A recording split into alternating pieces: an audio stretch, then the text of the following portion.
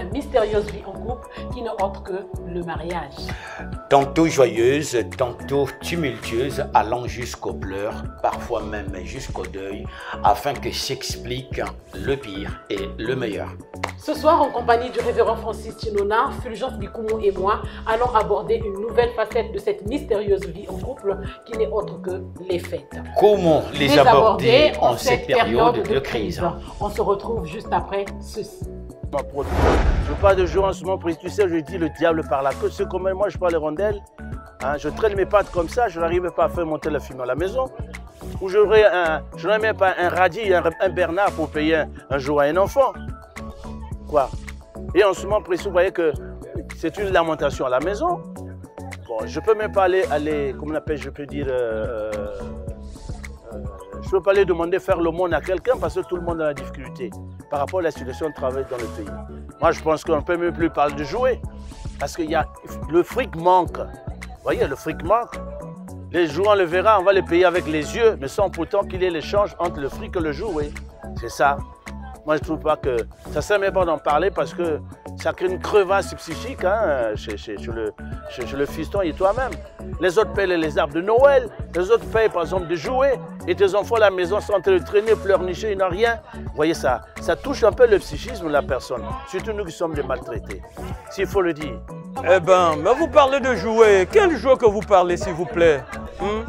Là, je suis Morovis, je suis un diplômé d'État. Je deviens Morovis. Alors, par contenu, pour même les travailleurs, combien de mois sans salaire? Avec quoi qu'on peut payer les jouets? Ah, papa, je joue à la fête qu'elle a fait. Dans la crise, donc, je joue à la fête qu'elle veut. De yage kuma bet ke dia bet ke kunwa même il est le tisa banda de la cam parce que bon que vena boa do bet lengo province parce que yage ba fait de bet fonzu tout papa il bet me kuzoni bet ke ça. Pasteur Francis, bonsoir et bienvenue à l'émission Mariage.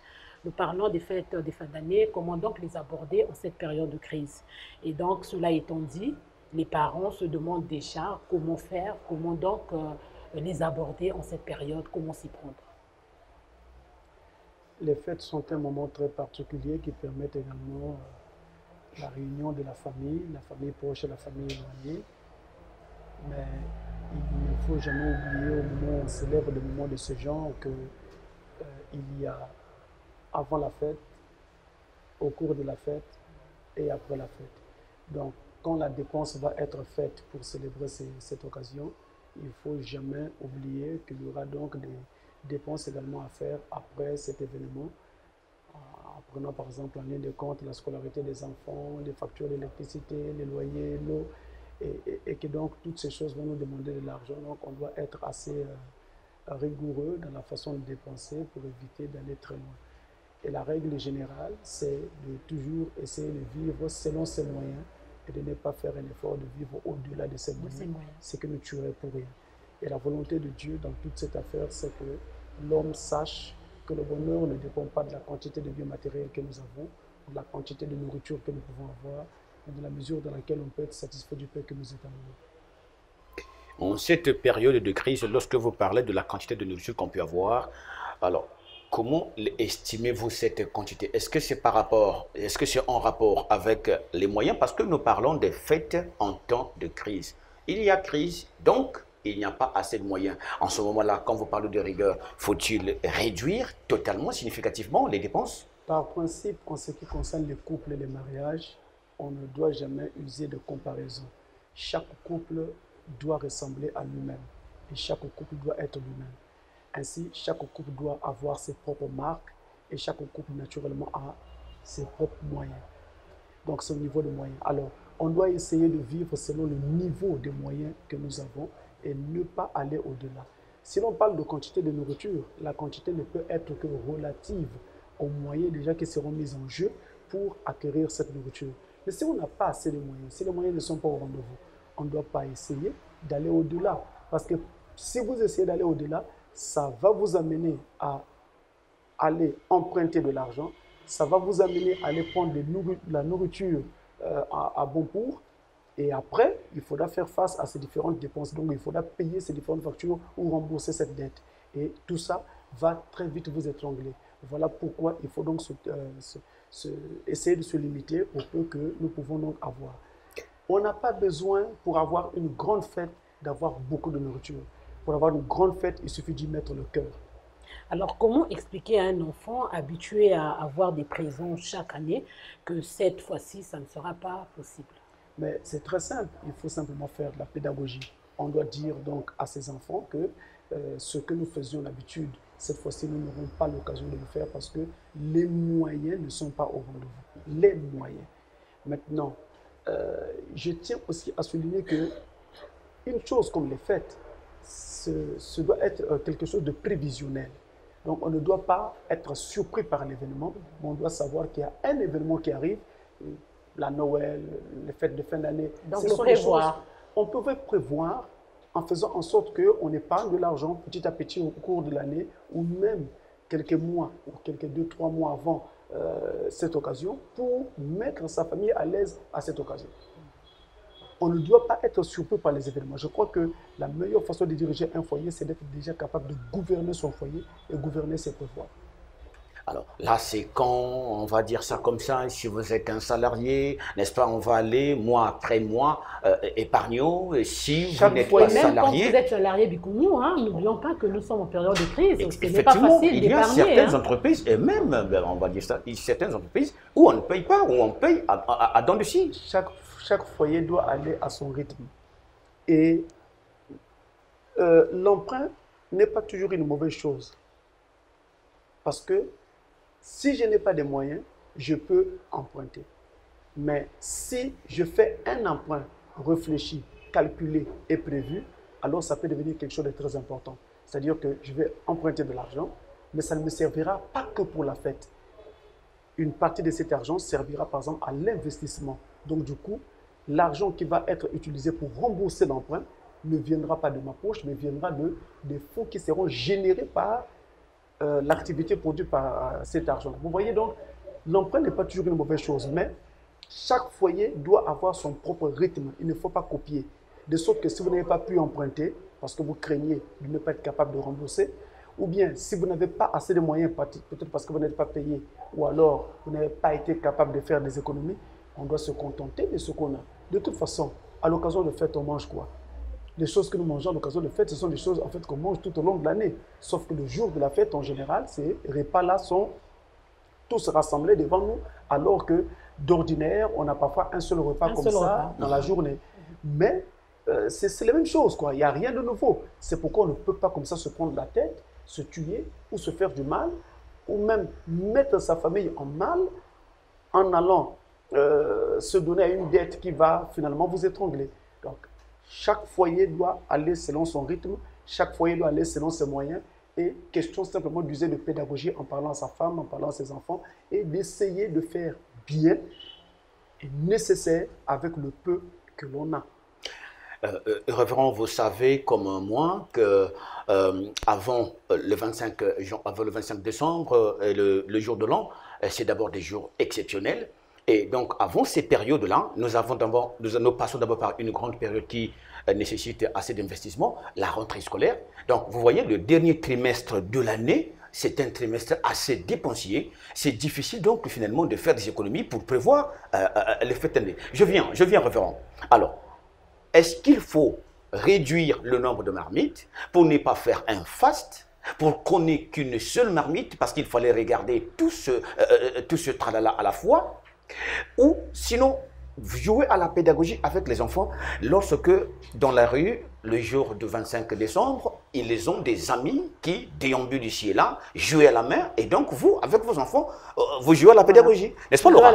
Vous jouez à la pédagogie. Déjà, il faut remarquer que les parents congolais en particulier, et même les parents du monde, ne sont pas surpris par la rentrée scolaire.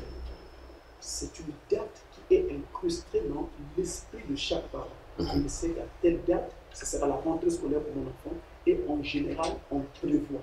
Sauf si vraiment on a un cas de force majeure, ne s'est pas présenté. Sinon, on prévoit. À bientôt, on dit bientôt ce sera la rentrée, il faut que je prévoie de quoi acheter des cahiers. Souvent, c'est le dernier salaire, c'est le salaire qui équivaut au mois de la rentrée avec lequel on fait le paiement, souvent. En tout cas, généralement, très souvent, les parents arrivent à faire une prévision pour préparer la rentrée scolaire. Maintenant, c'est de la même façon qu'on doit procéder en fait pour ce qui concerne les fêtes. Il faut faire simplement usage de prévisions et ne pas oublier que si on a fait une prévision financière pour cette occasion de fête et que la prévision a marché, c'est tant mieux pour vous. Mais si vous n'avez pas eu l'occasion de faire une prévision parce qu'il y a eu beaucoup d'événements, de maladies, de situations qui vous ont empêché d'économiser de l'argent, ou même d'ailleurs vous n'avez pas eu grand-chose, ou alors vous n'avez pas pu travailler parce qu'il y en a qui ont des travaux à contrat très court et que vous n'avez pas pu donc avoir de l'argent, et bien vous devez apprendre à votre femme et à vos enfants de se contenter du peu que vous pouvez trouver. C'est important. Ça évitera des problèmes à la famille. Ça évitera que demain on veut vous arrêter, on vous traduise en justice, ça devient la gendarmerie, la police, parce que vous avez été amené à prendre de l'argent, sachant que vous ne seriez pas capable de rembourser cet argent. Je reviens, j'insiste. Le plan de Dieu veut que chaque personne se contente du peu qu'il lui est alloué.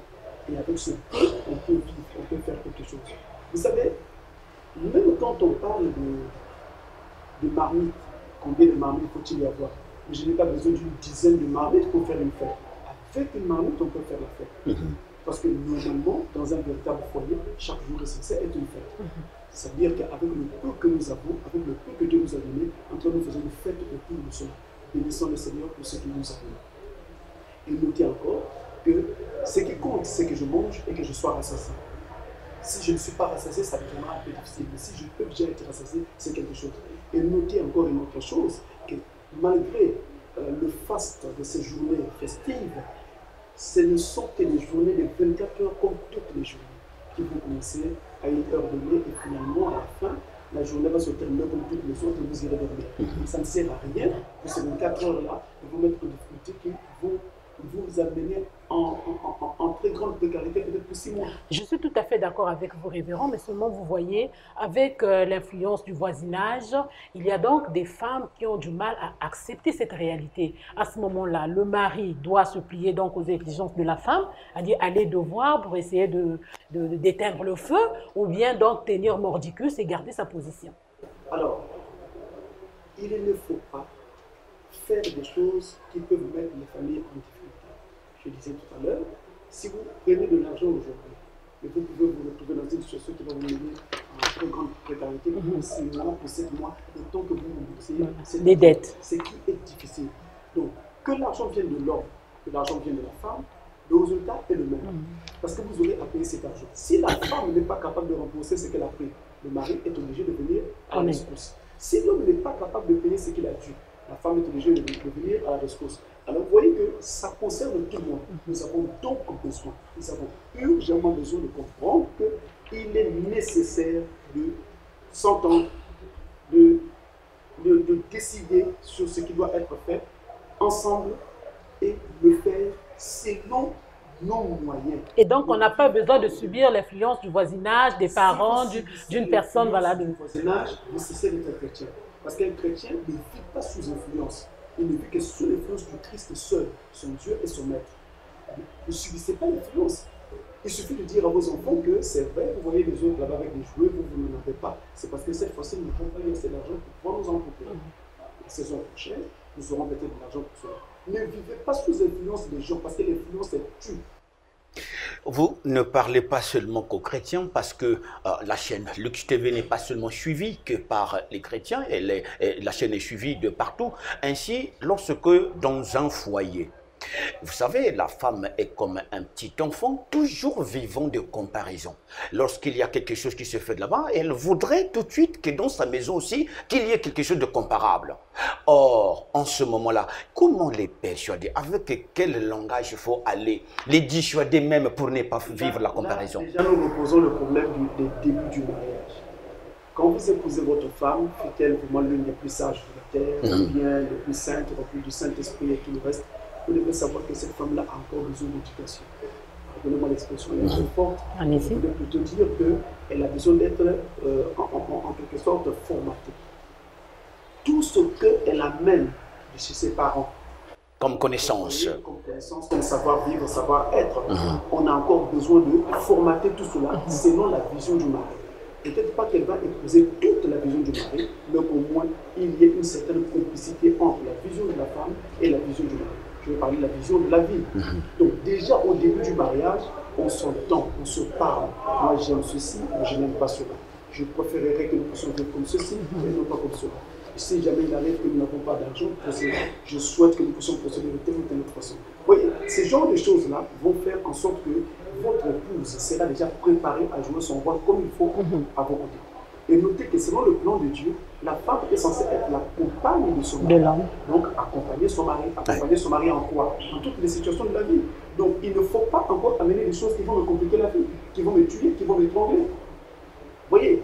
Donc, en allant prendre de l'argent ici ou là, ou bien en essayant de jouer à la comparaison, comme parfois ça arrive à certaines femmes, elles vont prendre des vêtements à concours, le mari n'est pas au courant, le mari n'a pas donné son aval. C'est pour montrer que mon mari peut, que dans mon mariage aussi, je suis quelqu'un qui... Voilà. Mais après, quand l'argent de tout n'est pas payé, qu'est-ce qui se passe? C'est en ce moment-là que le mari découvre que sa femme, qu'elle appelle emprunté, voilà, était partie prendre des habits ici et là, qu'elle n'avait jamais payé, et une dette comme ça qui tombe sur la tête. Vous parlez de crise dans un moment comme celui-ci, une dette non planifiée, une dette à laquelle vous n'avez jamais souscrit, c'est compliqué, ça fait mal. Et ça peut amener quelqu'un qui n'est pas assez équilibré de répudier même une telle femme. Mais je ne conseille pas une telle chose, ne répudiez pas, faites simplement de la pédagogie, enseignez, parlez, échangez. Quand je parle d'échanger, c'est justement l'un des éléments moteurs qui tient un foyer. Or, dans les couples, en général, cet élément n'existe pas. Le dialogue n'existe pas. Il y a eu dialogue lorsque on était en train de courir après la femme. Là, au tout début. Chérie, tu vois, tu comprends, je vais t'amener aux États-Unis, on ira même jusqu'en Alaska, on ira faire un tour en Indiana. Tout ça, c'est bien. Mais une fois marié, ça disparaît. Et quand ça disparaît, c'est là qu'interviennent les mots.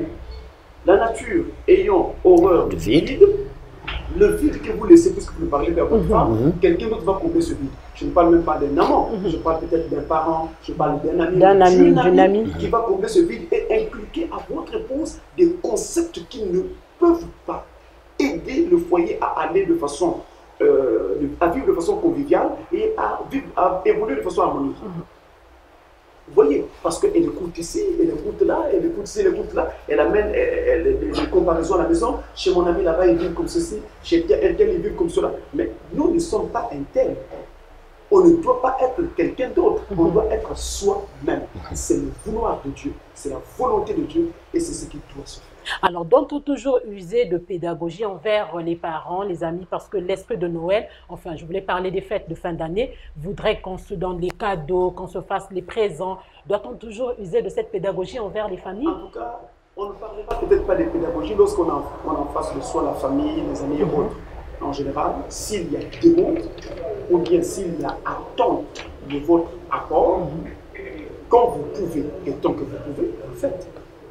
C'est d'ailleurs la volonté de Dieu que le fils qui a grandi, qui a réussi dans la vie, eh bien, vienne en aide à ses parents. À ses parents. Lui-même soutient d'autres gens dans la société. Mais lorsque vous n'avez pas de quoi apporter un soutien, ou lorsque vous n'avez pas de quoi apporter de l'aide, dites simplement que je n'en ai pas. Comme dit l'Écriture, que votre oui soit oui et votre non soit non. Tout ce qu'on ajoute vient du mal. On n'a pas besoin de beaucoup parler. Si les gens vous croient, c'est tant mieux. S'ils ne vous croient pas, eh bien, notez que vous n'avez que vos mots pour faire entendre les gens. À ce moment-là, s'agissant de la belle famille, parce que les problèmes naissent souvent lors de ces périodes-là, est-ce que c'est à la femme donc d'aller vers la famille du mari pour dire que cette année-ci ou ce mois-ci, ça ne sera plus possible, ou c'est à l'homme lui-même de se rapprocher de ses parents? Alors, si il y a... on avait l'habitude de se regrouper chaque fin d'année à l'occasion des fêtes, ou alors on apportait quelque chose aux parents, aux amis, et que donc un apport de votre part était attendu. Et la chose à faire, si maintenant, à cause de la crise, on ne peut pas, on ne peut plus le faire, il suffit de passer un coup de fil et de dire non, je ne pourrais pas être au rendez-vous parce que là, je n'ai pas assez de moyens pour pouvoir répondre comme autrefois. Et qu'est-ce qui se passe? Donc il ne faut pas garder silence. Il ne faut pas garder silence, mais le mieux c'est de le faire en avance. Pour que, justement, si on ne comptait que sur cela, sur vous donc, les gens auront la possibilité d'avoir un temps pour penser à autre chose, essayer de voir ailleurs. colmater les brèches ou alors combler ce vide. Donc c'est le maître de la maison, n'est-ce pas, qui fait le cas, sinon C'est pas un problème. La femme peut le dire auprès de sa belle famille. Envers ses parents, le mari peut le dire également envers ses parents, donc chacun peut parler à sa famille. Ça, c'est même pas un problème. Tout comme le mari peut parler à la belle famille. Si déjà il y a une très bonne entente qui rentre un peu, il n'y a aucun souci. Est-ce que ça ne serait pas un danger que d'envoyer sa propre femme aller parler à ma famille, donc à sa belle famille? Parce que très souvent, c'est elle qui dépose les lots de cadeaux qu'on fait. Alors, il faut noter que tout va dépendre de la façon dont votre femme est accueillie dans votre famille. Parce qu'il y a des femmes, une fois mariées, elles ne sont pas du tout les bienvenues. Très vulnérables. Hein. Et c'est un problème. Alors, on doit quand même avoir un œil vigilant pour observer. Si on constate que c'est le cas, eh bien, ce n'est pas sage qu'une femme dans cette condition-là aille donner une nouvelle aussi négative. Okay. On risque de penser que c'est elle encore. Exactement. Qui ne veut pas que leur fils leur vienne en aide. Mais notez que quand c'est comme ça, même si ce n'est pas la femme qui va vous parler, même si c'est l'homme lui-même, on croira toujours que c'est elle qui est à l'origine d'une telle position. Justement. C'est vraiment très difficile quand vraiment la femme n'est pas bien accueillie. Je crois qu'il est important de se marier dans des conditions où le mariage est bien accueilli par tous.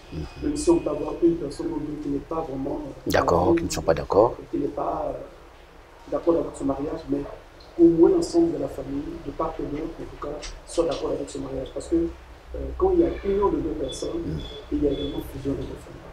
Est-ce que ça sera, Laura, tu me permets, est-ce que ça sera aussi une méthode pédagogique? Lorsque vous sentez que vous n'avez rien, au lieu de faire mal à tout le monde, vous fermez portes et fenêtres jusqu'au portail, justement, pour que les enfants ne sortent pas et que vous passiez la petite fête ensemble. Est-ce que ce serait une pédagogie? Monsieur Fulgence, nous ne sommes plus à l'ère coloniale. Nous ne sommes plus à l'ère coloniale. Il faut simplement vivre en toute simplicité. Vous savez, William Branham dit, quelque part, on ne sert pas Dieu sous le regard sombre d'un serpent. Voyons le mal partout, toujours en train de suspecter ceci ou cela. Non. Vivez en toute simplicité. Quand je peux aider, j'aide. Quand je ne peux pas, je dis je ne peux pas. Si vous me croyez, c'est tant mieux. Si vous ne me croyez pas aussi, il y a un Dieu au ciel qui sait que je vous ai dit de faire. Et c'est pareil. Si je peux aider ou assister ma famille, je le fais. Quand je ne peux pas, je dis je ne peux pas. On ne croira pas. Et on finira par me croire un peu plus tard. Le temps finira par parler à mon faveur. Vous ne pourrez jamais empêcher les gens de penser ceci ou de penser cela sur votre compte, en bien ou en mal. Que vous fassiez rien de mal de tout, les gens penseront toujours en bien ou en mal de vous. Alors, ces jours de fête sont uniques dans l'année. Doit-on se permettre un peu de folie? En tout cas, je ne pense pas que la folie sied à un homme sage. C'est votre tête. Être sur vos épaules, vous ne devez pas user de folie, tout en sachant que la journée de fête est une journée de 24 heures. Après ces 24 heures, la vie reprend son cours et j'aurai besoin de responsabilité pour faire face aux frais scolaires de mes enfants, au paiement de mon loyer et aux différentes factures. Mais n'est-ce pas une façon de manifester sa reconnaissance envers le bon Dieu, sa joie, parce que vous voyez toute une année, vous l'avez passée, et vous voyez une autre année qui arrive devant vous, Pasteur Francis? Avec action de grâce et non avec foi. Alors, puisque vous parlez de responsabilité, révérend, voyez-vous, il y a certains responsables de famille qui pensent qu'ils boivent ou qu'ils ne boivent pas, ils ne boivent pas plutôt, ils finiront par mourir. Eh bien, ils choisissent de boire, de s'empiffrer. Pensez-vous que c'est vraiment une responsabilité? Je ne peux pas croire que quand l'année commence au 1er janvier et qu'elle se termine au 31 décembre, c'est une bouteille d'alcool que vous avez gardée pendant tout ce temps. Ça, c'est d'après vous, Pasteur Vous Francis. ne pouvez pas aller rendre grâce à une bouteille d'alcool. Vous ne pouvez pas exhiber les bouteilles d'alcool pour dire voilà, il faut que je boive parce que j'ai pu voir la nouvelle année. C'est ce que nous voyons, toute une table pleine de bouteilles, parfois au-delà des casiers. Avec quelle force? Vous n'avez rien planifié. Si la providence avait voulu, si la nature avait voulu que vous ne soyez plus présent, vous ne seriez plus là. Dieu a voulu que vous soyez vivant, que vous soyez là, parce que justement, il vous donne encore du temps pour que vous vous réfléchiez, pour que vous tourniez votre cœur vers vous. On doit rendre grâce à celui qui mérite cette grâce. On dit souvent à tout Seigneur, Tout honneur. le souffle de vie me vient de Dieu, la force, la grâce et tout me viennent de Dieu. Je dois rendre grâce à Dieu. Ceci revient de dire que le 31 décembre de chaque année, je dois être à l'église, même si je ne prie pas. Croyons ou pas. croyant ou pas, je dois être à l'église pour rendre grâce à Dieu et lui dire merci de m'avoir gardé tout au long de l'année qui vient de s'achever et recommander l'année qui est en train de s'ouvrir entre ses mains. Alors, Pasteur Francis, nous arrivons à la fin de notre entretien. S'il vous était donc de donner un petit conseil à nos chers téléspectateurs, que diriez-vous, surtout que nous sommes en train d'aborder, de finir l'année 2019 et pour entrer finalement dans l'année 2020? Avec toujours cette question de crise. En tout cas, il faut que nous puissions savoir que le père dans une famille est le chef de famille. Et c'est lui qui conduit le bateau, qui conduit donc la famille, et que donc il doit user de prévision pour mieux gérer sa famille. Ne soyez jamais surpris par les événements. Il n'y a pas que les fêtes, il y a aussi les maladies qui viennent sans crier gare, qui viennent sans prendre rendez-vous. Si vous avez un peu de subsistance, ça peut vous aider à pouvoir intervenir urgemment lorsque un des membres de votre famille se retrouve dans le besoin. Avant de faire appel à l'aide d'un ami ou d'un parent. Mais vous avez déjà assez de ressources. Mais ces ressources, on les obtient comment? On les obtient simplement en économisant. Et quand je dis économie, je ne veux pas dire forcément de grandes sortes. Déjà, avec 1000 francs que je mets de côté chaque fois, au bout d'un certain temps, c'est très facile d'arriver à 100 000 francs d'économie et ça peut aller au-delà. Donc, dans la vie, en fait, tout n'est qu'une question de sagesse, tout n'est qu'une question de savoir s'y prendre. Et il faut que les jeunes Congolais, je parle aux jeunes Congolais en particulier, et je parle de ça à toute la jeunesse du monde entier, il faut que la jeunesse sache que dès lors qu'on décide de se marier, on doit arrêter d'être un jeune poilier. On doit maintenant savoir qu'on a une responsabilité qui pèse sur nos épaules, une femme dont il faut prendre soin, nous devenez le père, la mère, l'oncle et tout, des enfants qui regardent uniquement à vous et qui croient que papa sera toujours là pour eux. Et donc, ce faisant, cette responsabilité implique que vous soyez assez responsable pour ne pas gaspiller votre argent, pour ne pas perdre 1000 francs pour aller voir avec les amis en vous disant que non, ça fait seulement 1000 francs. Ça fait seulement 1000 francs, mais si on garde ces 1000 francs-là, ça peut faire un repas pour tout un soir. Un repas pour tout un soir, c'est déjà quelque chose de très important. Les gens vont dormir parfaitement reposés parce qu'ils ont mangé. Et donc, le père de famille doit avoir conscience de toutes ces choses.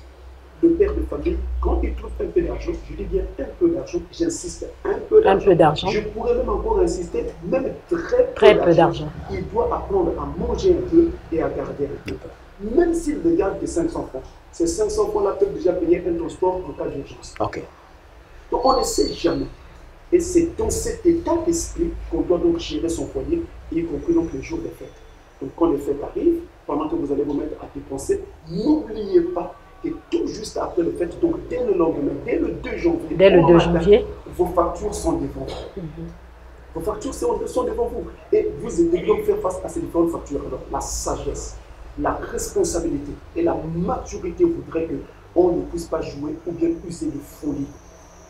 Et notez encore qu'il est écrit dans l'Écriture, dans Ecclésiaste chapitre 12, jeune homme, jouis de ta jeunesse pendant tout le temps de ta vie. Ne n'oublie pas que Dieu t'appellera en jugement. Donc ça, c'est à ne pas oublier. Et c'est valable non seulement pour la jeunesse, mais pour tous ceux qui sont responsables des familles. Et je dois aussi dire que le mariage n'appartient pas aux petits-enfants. Et quand je parle de petits-enfants, je veux parler de maturité. Parce qu'il y a des gens qui sont mûrs en âge, mais qui ne sont pas mûrs en esprit. Donc ils ne sont pas matures. Vous écoutez quelqu'un de 50 ans parler, et vous avez l'impression d'écouter quelqu'un de 15 ans qui est en train de vous parler. Parce que justement, ils n'ont pas pris le temps de pouvoir mûrir. Or, c'est ça même qui fait que on a des problèmes dans les quartiers parce qu'on a affaire à des parents qui n'ont pas suffisamment de maturité. Ils sont immatures. Et cette immaturité a été donc naturellement comme ça transmise aux parents parce qu'il n'y a personne pour pouvoir encadrer ces enfants. Pasteur Francis, merci.